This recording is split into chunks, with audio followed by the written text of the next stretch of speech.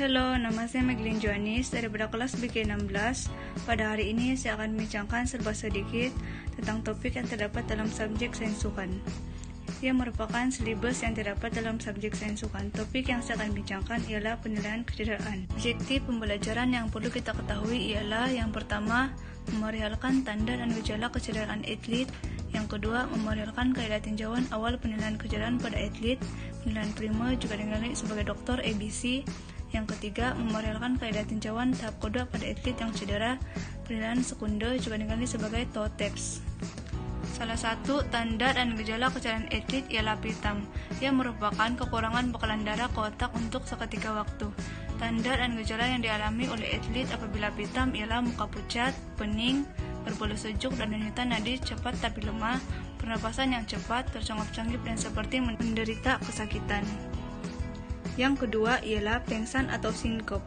Ia berlaku secara tiba-tiba di mana seseorang itu tidak sadarkan diri dalam tempo yang singkat, yaitu sesaat hingga 3 menit. Tanda dan gejalanya ialah tiba-tiba rasa melayang, lemah keseluruhan tubuh badan, pendengaran menjadi kurang jelas atau penglihatan menjadi kabur. Tanda dan gejala kecederaan atlet yang seterusnya ialah sprain dan strain, yaitu kecederaan tisu lembut. Sprain merupakan kecederaan pada ligamen, strain merupakan kecederaan pada otot atau tendon. Tanda dan gejalanya ialah sakit, lebam, keradangan, bengkak dan ketidakupayaan menggerakkan anggota badan. Seterusnya saya akan membincangkan tentang kaidah tinjauan awal penilaian kecederaan, yaitu yang pertama penilaian primer doktor ABC, yang kedua penilaian sekunder TOTEPS. Penilaian kecederaan yang pertama ingin saya bincangkan ialah di RABC.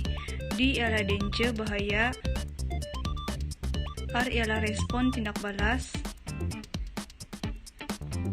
E adalah EW, saluran pernafasan. B adalah breathing, pernafasan. C adalah circulation atau peredaran darah.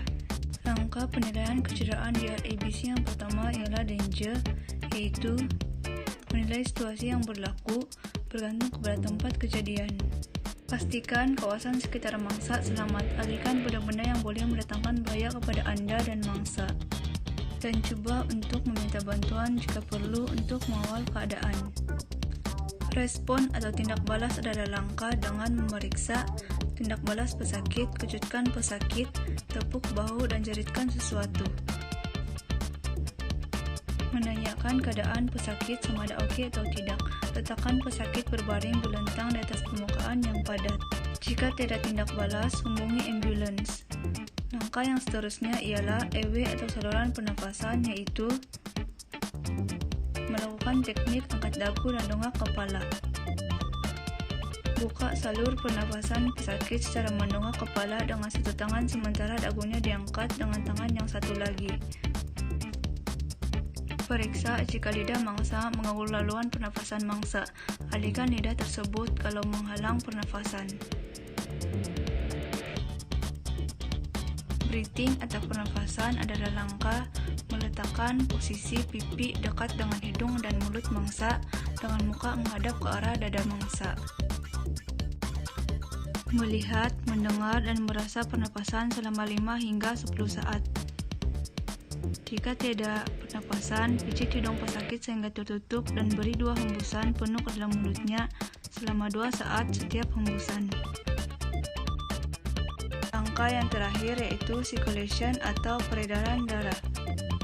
Langkah circulation ialah menekan dada apabila tidak tanda-tanda pernapasan normal, batuk atau sebarang pergerakan pada mangsa. Letakkan tangan di tengah dada yaitu sternum bone atau ulu hati dan tekankan ke dalam 1,5 ke 2 inci pada dada mangsa.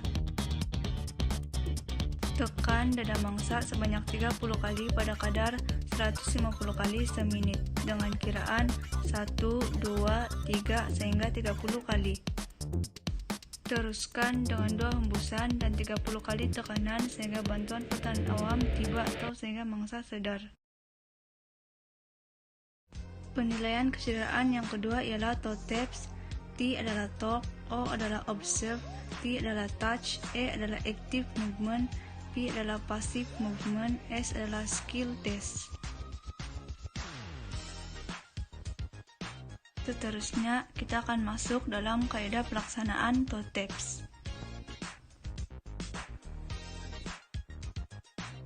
Faedah yang pertama yaitu talk, bercakap. Bertanya kepada mangsa tentang bagian yang sakit, jenis kecederaan, tahap kesakitan yang dialami.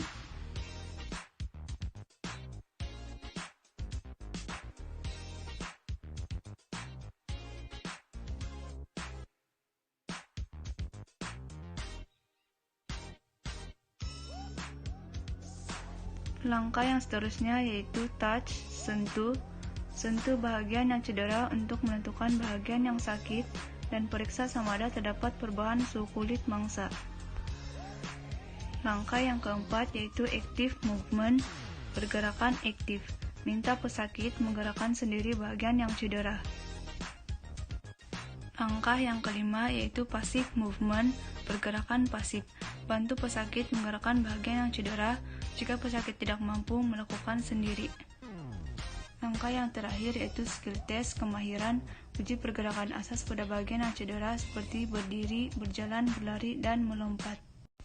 Itu saja perkongsian daripada saya mengenai tajuk planning kecederaan. Semoga ia dapat memberikan manfaat kepada rekan-rekan yang mengambil subjek sains sukan. Terima kasih.